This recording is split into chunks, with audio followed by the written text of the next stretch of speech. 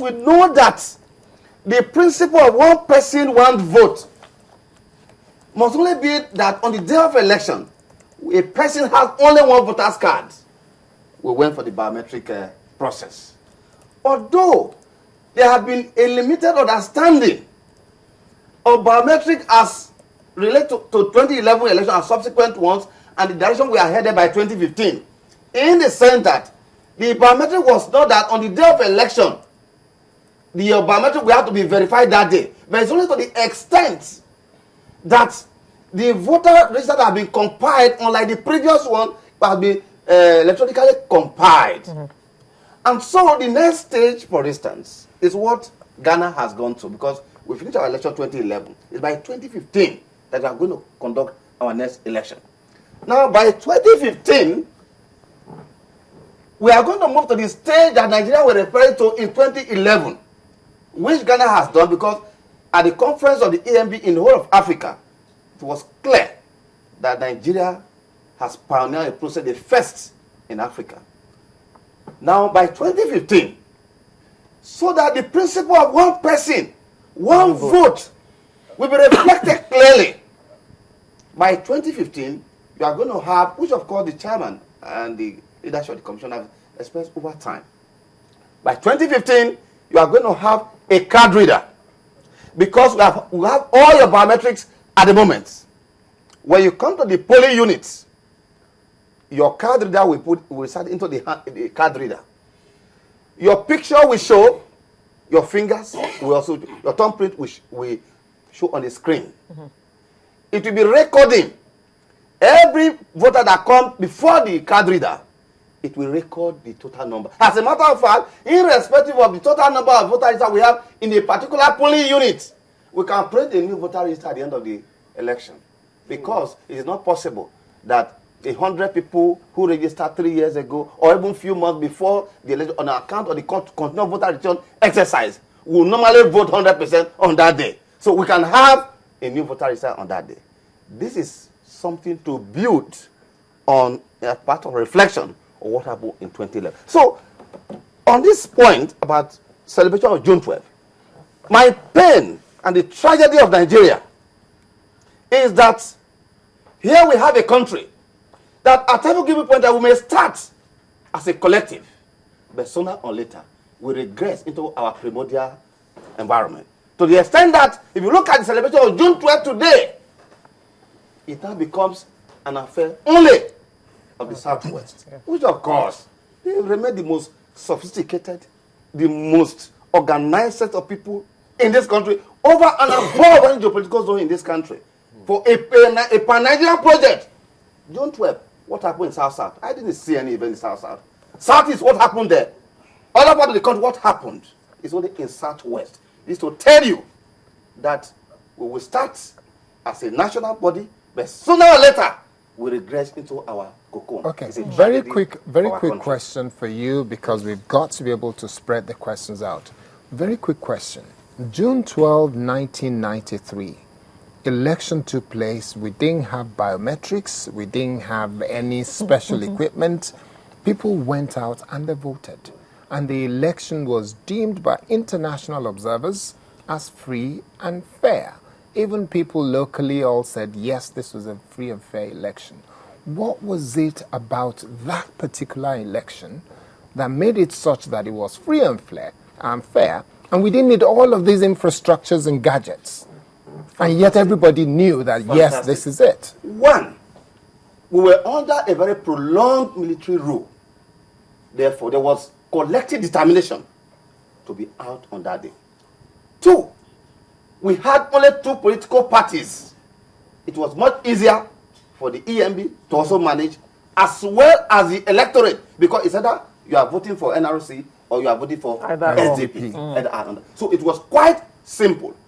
Two, there's already a mistake, because on that day, the difference between the option A4 is a process for nomination. And one key thing that was helped that election, fundamentally, in fact, I'm very happy for this question, is the fact, this is what one thing we are talking about, reform.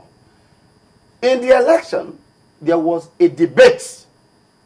That debate, before the debate between Tofa and Abiola, a first-class graduate of accountancy from University of Glasgow, people thought that the other guy will have his way. But when they had that debate, the debate was clear. Issues were identified, defined, clarified, on the basis of which the Nigerian people were able to make easy decisions. Because in the case of Abiola, it was clear. They know him, they knew what he stood for, what he had done for people, on the basis of which they could easily identify within. More so when he had a clear idea of where Nigeria should be headed. That leadership is about development. And he had a grip of everything. And therefore, on June 12th, it was easy for the Nigerian people to make a decision. And coupled with the fact, the two other factors I've mentioned before, simplicity of the process, because we had only two political parties, the strong desire to return Nigeria to the path of democracy and the rule of law. These were a combination of factors that led to Nigerians, more so when the military, because of banning or unbanning and so on and so forth, we were ready to make the best of even a worst situation. Okay, thank you. Let's ask Oscar then. I needed to add a little bit to what he just said, and that is the fact that we should give some credit to the INEC, was it INEC or what name were they answering at that time? NEC. We should give some credit to them.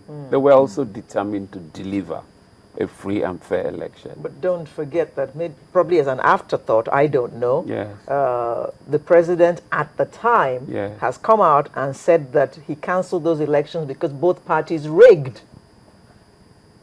Interesting. That was part of the explanation of the Babangida regime. Yes. That there was a lot of rigging. Mr. Oscar, interesting. Please, at the risk of just this quick intervention, please, we must, as he said, give credit to them, to the electoral body, because of Professor Nwosu, a scholar that we all celebrated very well. But the factors which, unlike June 12th and the previous one we have right now, is that in any election, the role of the umpire is key, particularly the sitting president.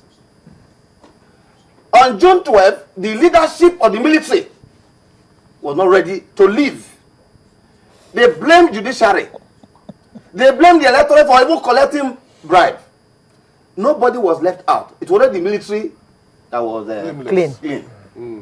And so you had a transition, an electoral process where even the umpire was the one that was acting the role of the court.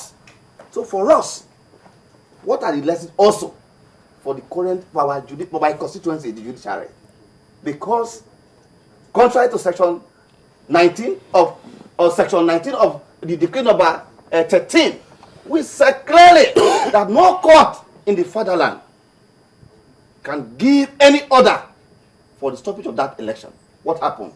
At 9:30, Justice Ikpeme gave out its ruling. So, but at the end of the day, you discover that it was the resilience of Nigerian people, their doggedness, as well as the umpire that worked so hard. I mean, you heard all the story about what happened to Professor Nwosu at that time. So, we will say here that, look, for me, the number one people that whose action led to the source of that election were Nigerian people. First, because even when they are not the election, who suffered most? The Nigerian people. Okay, let's ask Oscar then. When you look at that, let's start with the issue of the political parties during the election in 1993. Would you say that what Nigeria really need will be two political parties that have distinct ideologies and you can actually relate with it, whether you want to go this way or that way, and make it a lot easier for voting? That would be ideal. If we've been making any attempts at building a nation, we definitely will get there. It will now be about ideas. But unfortunately, we've been making more attempts at disintegrating this nation, both in our utterances, in our perceptions, in our attitude. The things we've been doing just does not encourage the building of a nation. So if you have two political parties, then you're going to put a lot of people out. So you really need If possible, 500. Let people continue to mess themselves up. At the end of the day, what do you really have in practice today? You don't have more than